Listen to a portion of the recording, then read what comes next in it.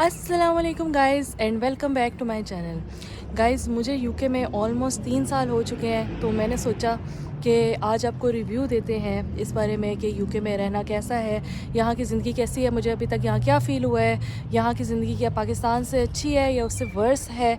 तो इसके बारे में मैं आज आपको रिव्यू दूँगी। और वैसे जनरली मुझे क्या लगता है कि बाकी कंट्रीज़ के हिसाब से यहाँ की ज़िंदगी कैसी रहेगी कि अगर आप यहाँ आएँ, यहाँ रहना चाहें। गाइज़ अभी अगर आप यहाँ पे देखें तो वीडियो में भी आपको फ़ील हो रहा होगा कि यहाँ पे ठंड हो चुकी है। अभी कुछ ही दिनों पहले यहाँ पे गर्मी थी और अब अचानक से ठंड सी हो गई है। तो सबसे पहला जो पॉइंट है वो यही है, इट्स अबाउट वेदर, कि यहाँ का जो वेदर है वो काफ़ी ज़्यादा अनप्रिडिक्टेबल है, जो कि मेरे लिए काफ़ी न्यू बात थी। मैं पाकिस्तान से आई थी, तो पाकिस्तान का weather most of the time तो गर्म ही रहता है और यहाँ पे मोस्ट ऑफ़ द टाइम ठंडा रहता है। तो मेरे लिए यहाँ पे अडॉप्ट करना शुरू में ख़ास तौर पे काफ़ी मुश्किल था, लेकिन अब ये है कि अगर अब मैं पाकिस्तान जाऊँ तो मुझे गर्मी ज़्यादा फ़ील होती है। अब यहाँ पे मेरे लिए वेदर की अडॉप्शन ऐसी थी कि मुझे यहाँ पे ठंड भी लगती है और पाकिस्तान में गर्मी भी लगती है। तो अभी तक तो मेरे साथ ये हो रहा है कि यहाँ का वेदर भी मुझे उतना बहुत ज़्यादा सूट नहीं किया, और इसके साथ साथ ये भी हो गया है कि पाकिस्तान का भी अभी इतना नहीं सूट कर रहा। ना सिर्फ ये कि यहाँ पे ठंड होती है, बल्कि उसके साथ साथ मोस्ट ऑफ़ द टाइम तो बारिश ही होती रहती है। आधे से ज़्यादा साल तो बारिश में निकल जाता है। बहुत कम टाइम ऐसा आता है कि जिसमें कोई बारिश नहीं होती, काफ़ी टाइम तक बारिश नहीं होती है। वरना मोस्टली यहाँ पे हर वक्त बारिश रहती है, तो फिर उसके हिसाब से आपको कपड़े भी पहनने पड़ते हैं, वाटरप्रूफ जैकेट्स लेनी पड़ती हैं, छतरी आपको हर वक्त अपने पास रखनी पड़ती है। अगर आप कहीं भी बाहर घूमने जा रहे हैं तो छतरी तो मस्ट है। ख़ासतौर पर अगर आपके पास गाड़ी नहीं है तो आपको फिर पैदल ही चलना पड़ेगा, तो छतरी लेके लाजमी घूमना पड़ेगा। और ज़्यादातर यहाँ पे लोग कपड़े भी ऐसे पहनते हैं कि जो कि वाटर प्रूफ हों, ताकि आप बारिश से बच सकें। तो बारिश से बचना भी होता है, ठंड से भी बचना होता है। और हाँ, और साथ ये भी होता है कि जब गर्मियाँ आती हैं तो कुछ ही टाइम होता है, 1 महीना ही होता है कुछ, कि जिसमें काफ़ी गर्मी पड़ती है, लेकिन उस वक्त गर्मी बहुत ही ज़्यादा होती है। लेकिन यहाँ के जो घर हैं वो गर्मी के हिसाब से नहीं बनाए गए। यहाँ के जो लोग हैं वो सर्दियों में रहते हैं, या ज़्यादातर टाइम सर्दी होती है, इसलिए घर उसके हिसाब से इंसुलेटेड होते हैं। तो गर्मियों में आपको बहुत ही ज़्यादा फिर गर्मी भी लग रही होती है। और जो छत वाले पंखे हैं वो भी नहीं होते, स्टैंड वाले पंखे लेकर गुजारना करना पड़ता है। कुछ दिन ही होते हैं, लेकिन वो दिन बड़े ही मुश्किल से गुजरते हैं। तो जब मैं फ़र्स्ट टाइम यहाँ पे आई थी, जो मेरा फ़र्स्ट साल था, उस दिन तो उस वक्त तो बहुत ही ज़्यादा गर्मी पड़ी थी और मेरे पास पंखा भी नहीं था। फिर पहले मुझे ये लगा कि नहीं बढ़ेगी इतनी, मुझे लोगों ने भी यही कहा था, लेकिन फिर मैंने पंखा मंगवाया क्योंकि उसकी बहुत ही ज़रूरत पड़ गई। रात को पसीना आ जाता था, बहुत ज़्यादा मुश्किल होती थी, खिड़की खोलो तब भी यहाँ पे हब्स ही रहती थी और गर्मी ही रहती थी। तो जब मैं पाकिस्तान से आई थी तो मुझे ये पता था कि यहाँ पे ठंड होगी, तो इसीलिए मैं अपने साथ जैकेट्स लाई थी पाकिस्तान से कुछ लेकर, अच्छी क्वालिटी की ही लाई थी। लेकिन यहाँ पे ठंड उससे भी ज़्यादा पड़ती है, तो फिर मुझे यहाँ से भी जैकेट्स लेनी पड़ी थी। तो पाकिस्तान की जो जैकेट्स हैं वो इतनी ज़्यादा काम नहीं आई थी, मैं यूज़ करती हूँ वो भी कभी कभी जब कम सर्दी होती है। लेकिन यहाँ की जैकेट्स लेनी पड़ती हैं क्योंकि हमारी जो बॉडी होती है वो इतनी सर्दी की आदी नहीं होती है।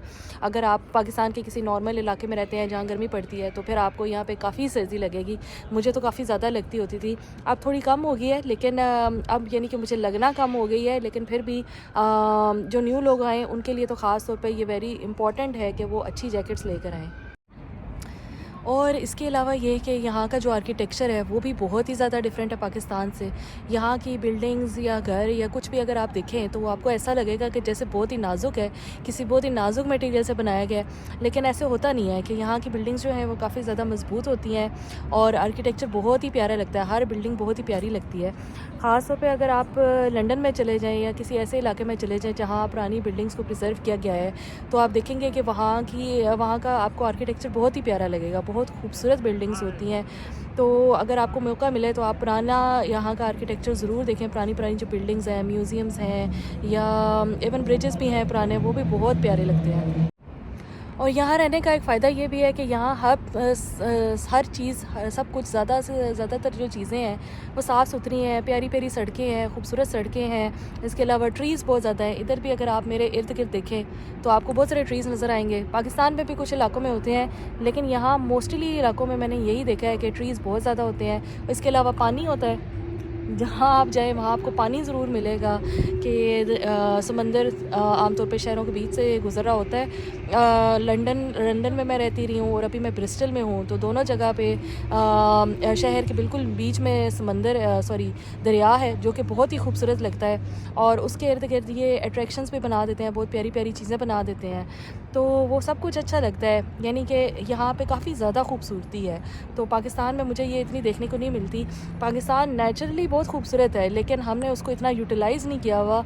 लेकिन यहाँ पे हर चीज़ को बहुत ही ज़्यादा ये लोग यूटिलाइज़ करते हैं। इवन अगर पुरानी बिल्डिंग्स हैं, पुराना आर्किटेक्चर है, या फिर अगर कोई नेचुरल चीज़ें हैं जैसे कि पानी है या दरख्त वगैरह है, तो उसको बहुत अच्छा यूटिलाइज़ करते हैं। काफ़ी यहाँ पे खूबसूरती है। खूबसूरती के हिसाब से मुझे ये पाकिस्तान से बहुत ही बेहतर लगता है। और यहाँ आप जैसे मर्ज़ी कपड़े पहने, आपको कोई तंग नहीं करेगा, कोई भी आपको घूरेगा नहीं। अगर आप कोई भी अपनी मर्ज़ी का फ़ैशन फ़ॉलो कर सकते हैं। यहाँ पे लोग फ़ैशन फ़ॉलो करते हैं, लेकिन अगर कोई नहीं भी करता तो उसको कोई अजीब-अजीब नज़रों से नहीं देखता, कोई जजमेंटल नहीं उसको होके देखता। बल्कि हर किस्म का जो कल्चर है वो एक्सेप्टेबल है। कोई भी बंदा किसी भी कल्चर के कपड़े पहन सकता है।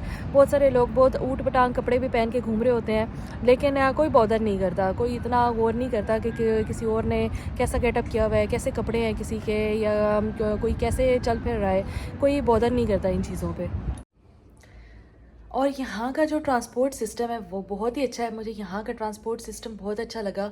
पाकिस्तान में तो कहीं भी ट्रैवल करना हो तो बहुत मुश्किल हो जाता है, ख़ास तौर पे अगर एक शहर से दूसरे शहर जाना हो तो पब्लिक ट्रांसपोर्ट काफ़ी ख़राब सी है।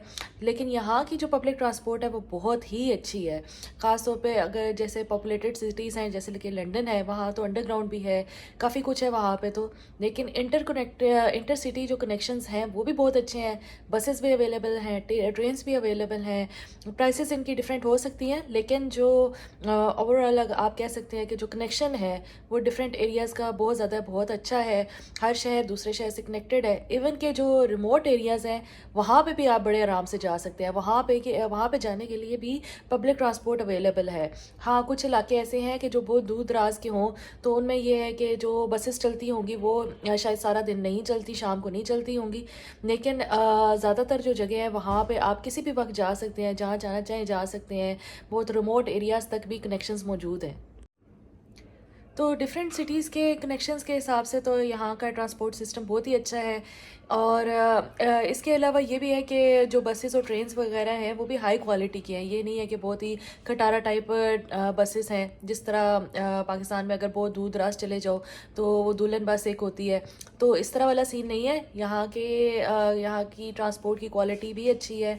कुछ ट्रेन्स का आप कह सकते हैं कि वो काफ़ी पुरानी हो चुकी हैं, लेकिन ऐसा नहीं है कि वो ख़राब है, कि वो भी बहुत ही अच्छी चलती हैं और आवाज़ भी कम आती है। इस तरह का नहीं होता कि जिसमें आप ट्रेन में हर वक्त खच खच होती रहे, ऐसा भी सिस्टम नहीं है। तो ट्रांसपोर्ट तो मुझे यहाँ की बहुत अच्छी लगती है।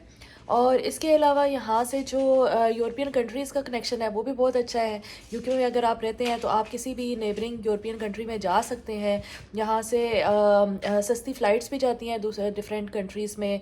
और कुछ जो साथ साथ वाले कंट्रीज़ हैं जैसे कि फ़्रांस है या नदरलैंड्स है, वहाँ तो ट्रेन भी जाते हैं, यूरोस्टार चलती है यहाँ से लंदन से, तो वो आप जा सकते हैं। लेकिन इसके अलावा जहाज़ों की भी कनेक्टिविटी है, आपको फ़्लाइट मिल जाएगी यहाँ से कहीं भी आपने जाना हो। तो ये वाली चीज़ भी मुझे बहुत अच्छी लगती है कि यहाँ पे आप नेबरिंग कंट्री में जाके घूम सकते हैं। कभी आपका घूमने फिरने का दिल करता है, किसी दिन अगर आप सुबह उठ के अगर आपका घूमने फिरने का दिल कर रहा है किसी और कंट्री में, तो आप तब भी जा सकते हैं। इतनी भी अच्छी यहाँ की ट्रांसपोर्ट है। और यहाँ का जो वर्क एनवायरनमेंट है वो भी मुझे काफ़ी ज़्यादा प्रोफेशनल लगता है। यहाँ के लोग काफ़ी प्रोफेशनली काम करते हैं। बहुत कम देखने को मिलता है कि कहीं पे ऑफिस पॉलिटिक्स हो। ऑफिस पॉलिटिक्स मुझे लगता है कि काफ़ी कम है। और इसके अलावा ये भी है कि ओवर वर्क भी आपको नहीं होना पड़ता। पाकिस्तान में जिस तरह मैं आईटी की जॉब करती हूँ, तो पाकिस्तान में काफ़ी जगहों पे ऐसे भी होता था कि ओवर टाइम आपको लगाना पड़ता है, लेकिन यहाँ पे ऐसे नहीं होता। जो आपका टाइम है आप उसी टाइम में काम करते हैं। मेंटल हेल्थ की यहाँ पे बहुत वैल्यू है। इसी वजह से किसी के ऊपर बहुत ज़्यादा बर्डन नहीं डाला जाता, बल्कि उसको उतना ही काम दिया जाता है जितना वो कर सकता है, और उतनी ही एक्सपेक्टेशंस रखी जाती हैं। और जो नॉर्मल लोग हैं जो आपके साथ काम करते हैं वो भी काफ़ी फ्रेंडली होते हैं। वो भी काफ़ी अच्छे तरीके से आपके साथ डील करते हैं, विद रिस्पेक्ट डील करते हैं। तो ये बात भी यहाँ की मुझे बहुत अच्छी लगती है। नेक्स्ट ये कि यहाँ पे जो और जॉब्स हैं उनका कॉन्सेप्ट काफ़ी ज़्यादा है। ख़ास तौर पे जो स्टूडेंट्स हैं वो बहुत ज़्यादा और जॉब्स करते हैं, जैसे कि वेटर वो बन सकते हैं, या पे किसी कैफ़े में वैसे काम कर सकते हैं, किसी कैशियर की जॉब कर सकते हैं, या इस तरह की जो भी जॉब्स होती है। सिक्योरिटी गार्ड भी होते हैं, काफ़ी सारे पाकिस्तानी लोग सिक्योरिटी गार्ड भी बनते हैं। तो इस तरह की जो जॉब्स हैं उनका कॉन्सेप्ट बहुत ज़्यादा है और उनको बुरा नहीं समझा जाता। यहाँ पे बहुत सारे लोग ये काम करते हैं, स्पेशली जो स्टूडेंट्स आते हैं वो ये करते हैं। और ऐसे नहीं होता कि जिस तरह पाकिस्तान में इनकी सैलरी वगैरह बहुत कम होती है, यहाँ पे आवरली रेट होता है और मिनिमम रेट भी मुकर्रर है। तो इसका फ़ायदा ये होता है कि स्टूडेंट्स ये वाली जॉब्स करके तो अपनी फ़ी भी निकाल लेते हैं और अपना रहने का ख़र्चा भी निकाल लेते हैं। हाँ, क्योंकि स्टूडेंट्स को 20 आवर्स अलाउड हैं, तो बहुत अंडर द टेबल भी काम चलता है। तो उसके साथ फिर आपको पैसे कम मिल रहे होते हैं, लेकिन फिर भी इतने ज़रूर मिल जाते हैं कि आप अपना ख़र्चा भी निकाल सकते हैं और अपनी फ़ी भी निकाल सकते हैं अगर आप ज़्यादा काम करें तो ये वाली चीज़ भी यहाँ पे अच्छी है कि एटलीस्ट आप काम करके अपनी फ़ी वगैरह निकाल सकते हैं और इसको बुरा भी नहीं समझा जाता। ऐसा नहीं होगा कि आपको कोई बुरी नज़र से देखेगा कि आप इस तरह से छोटा मोटा कोई काम कर रहे हैं। तो यहाँ पे जॉब्स काफ़ी ज़्यादा हैं इस चीज़ की, और जॉब्स काफ़ी ज़्यादा है, तो अगर आप यहाँ पे आते हैं तो ये फ़ायदा आपको ज़रूर होगा। तो अब वीडियो थोड़ी लंबी होती जा रही है, तो इसलिए मैं सोच रही हूँ कि यहाँ पे फ़िलहाल इस वीडियो को एंड करते हैं। बाकी मैं नेक्स्ट पार्ट्स में आपको बताऊँगी सारी बातें। अभी बहुत सारी बातें रहती हैं जो मैंने आपको बतानी है, जो कि मेरा रिव्यू है यहाँ रहने का। तो आपको शायद इससे फ़ायदा हो सकता है कि आपको भी पता चल जाए कि यहाँ रहने का एक्सपीरियंस कैसा है, यहाँ की लाइफ किस तरह डिफरेंट है पाकिस्तान से। तो मैं इंशाल्लाह वो बाकी बातें नेक्स्ट वीडियो में भी बताती हूँ, इसके डिफरेंट पार्ट्स बनेंगे। तो आप देखते रहिएगा। तो लाइक एंड सब्सक्राइब कर दें ताकि आपको ये वीडियो फ़ौरन से सामने आ जाए जब भी ये अवेलेबल हो। मैं इंशाल्लाह नेक्स्ट वीडियो बहुत जल्दी डालूंगी। तो मिलते हैं आपको नेक्स्ट वीडियो में, तब तक के लिए अल्लाह हाफिज़।